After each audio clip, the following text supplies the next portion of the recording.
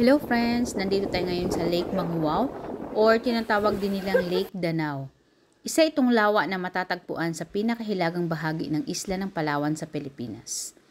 Ito ay may mga ilang endemikong uri ng isda.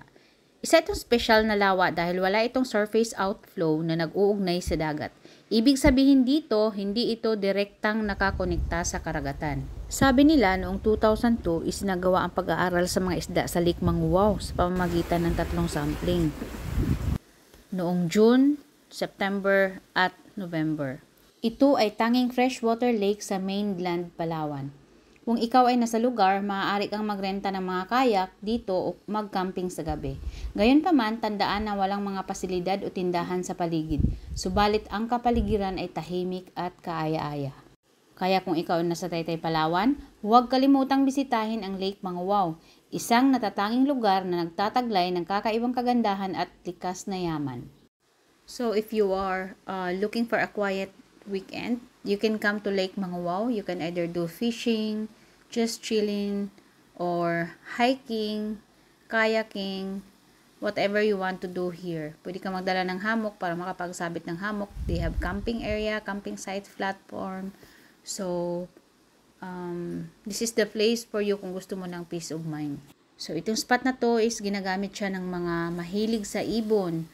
This is the birds watchers spot. Gusto mong manood ng ibon kasi dito sila dumadaan sa harap, but usually they come out only during sunset time, paglubog ng araw, kasi ito yung oras nila para mag-ipon ng mga pagkain.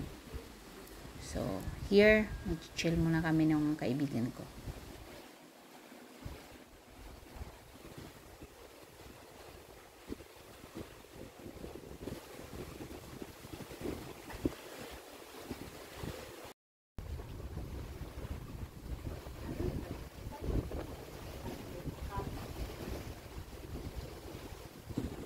After namin mag-relax, of course, hiking time, punta tayo ng viewpoint.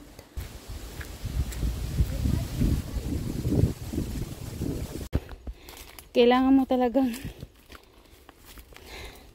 tingnan yung steps mo kasi may pababa, paakyat, mga matarik na part.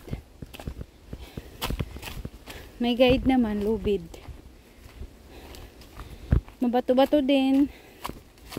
So, ingat lang. Always watch your steps. Bugo tree. Ang bugo kasi sa Bisaya, bubo.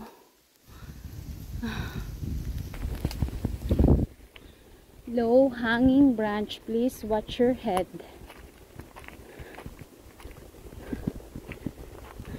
Okay.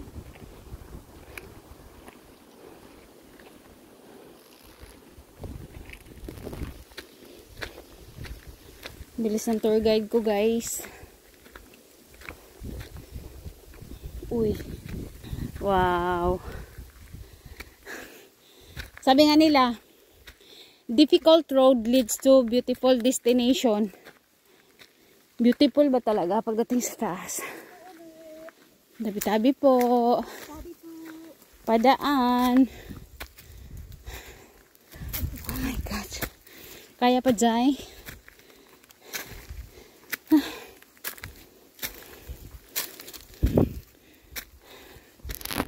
Nanghihina na. Okay lang mahirapan, huwag lang sana makasalubong ng ahas. Yun ang pinakaayaw ko talaga.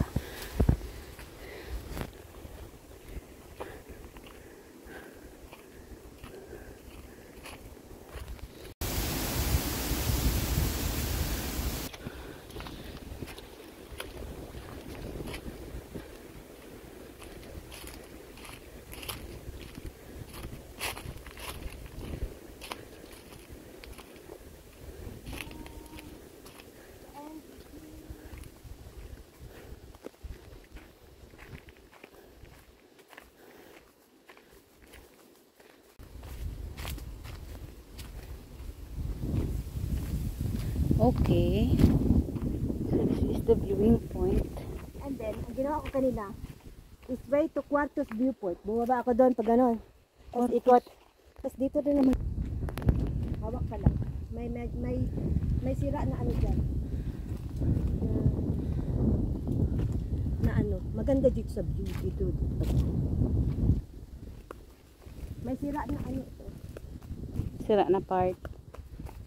So, ito yung view dito sa taas, guys. Ingat lang talaga. Always watch your steps kasi sobrang tarik. Ang ganda! Sobrang How ganda. I wish na makakita ako ng pangolin dito, guys. Kasi sabi nila along the way, sobrang daming pangolin daw dito. Pero siguro it's not the right time na lalabas sila. Sana lang walang ahas. Yun ang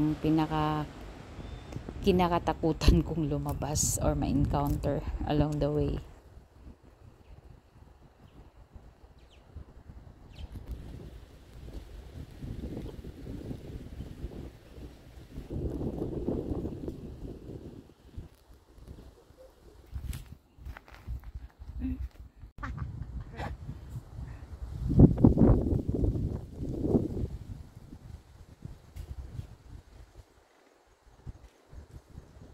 Ang galing school. Baba din. Hindi nakakasawa ng video. As in. Siyempre, may nakita din tayo ditong mga taga San Vicente. Old friend natin si Sir Mark.